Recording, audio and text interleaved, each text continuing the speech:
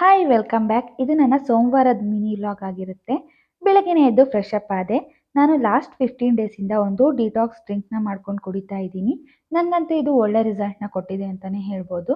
ಪ್ರತಿದಿನ ಬೆಳಗ್ಗೆ ಇದನ್ನು ನಾನು ಕುಡಿತೀನಿ. ಅದು ಯಾವ ಡ್ರಿಂಕ್ ಅಂತ ಹೇಳಿದ್ರೆ ABC ಜ್ಯೂಸ್.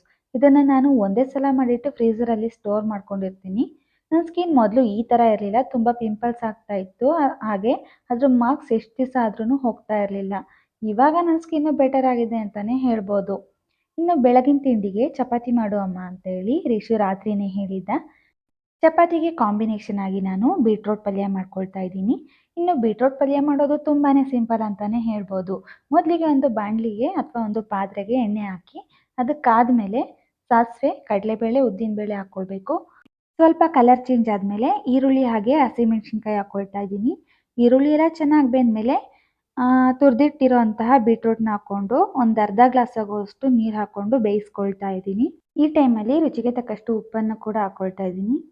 ಬೀಟ್ರೂಟ್ ಎಲ್ಲ ಬೆಂದಮೇಲೆ ತೆಂಗಿನ ತುರಿ ಹಾಗೆ ಚಿಕ್ಕ ಚಿಕ್ಕದಾಗಿ ಕಟ್ ಮಾಡಿರೋ ಅಂತಹ ಕೊತ್ತಂಬರಿ ಸೊಪ್ಪನ್ನು ಹಾಕ್ಕೊಂಡು ಮಿಕ್ಸ್ ಮಾಡಿ ಸ್ಟವ್ ಆಫ್ ಮಾಡ್ಕೊಳ್ಳೋದಷ್ಟೇ.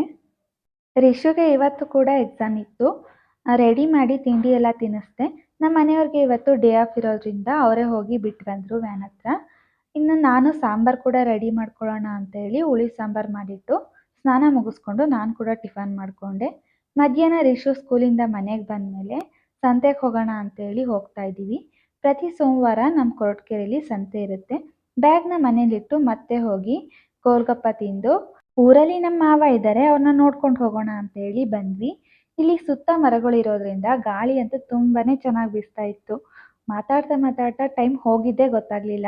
ಇನ್ನು ನಮ್ಮ ರಿಷುಗಂತೂ ಇಲ್ಲಿ ನಮ್ಮ ಭಾವನ ಮಕ್ಕಳಿರೋದ್ರಿಂದ ಆಟ ಆಡೋಕ್ಕಂತೂ ಚೆನ್ನಾಗಿದೆ.